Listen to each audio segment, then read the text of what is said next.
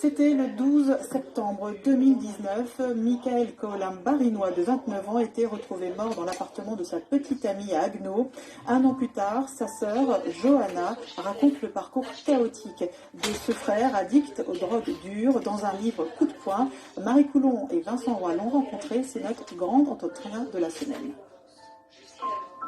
Johanna Cole nous reçoit chez elle, à Steinbourg, entourée des souvenirs de Michael.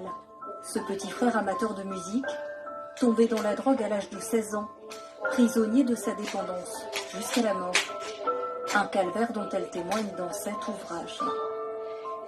Pourquoi c'est important pour vous de parler de lui?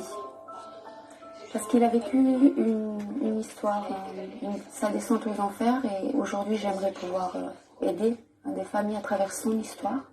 Et si aujourd'hui il est sur nos murs, dans le cœur, dans les livres, partout, c'est justement pour pas l'oublier, parce qu'il a été quelqu'un, il sera toujours quelqu'un.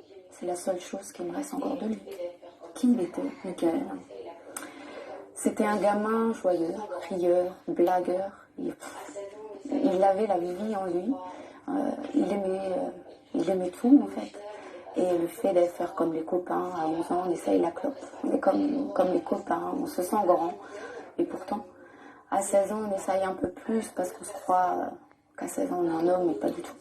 Et au final, on n'est pas assez mature pour savoir ce qui va arriver après ça, après les drogues, après ça. Dans votre ouvrage, Michael, c'est lui qui parle, à la première personne.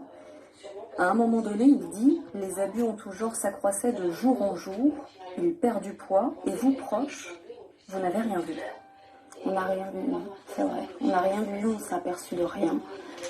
Sûrement parce qu'on pensait justement que ça n'arrivait pas à nous, ça n'arrive qu'aux autres, et au final non. On pensait qu'il avait pris soin de lui, en plus il faisait du sport, et on n'a pas remarqué ça, et au final c'est un signe.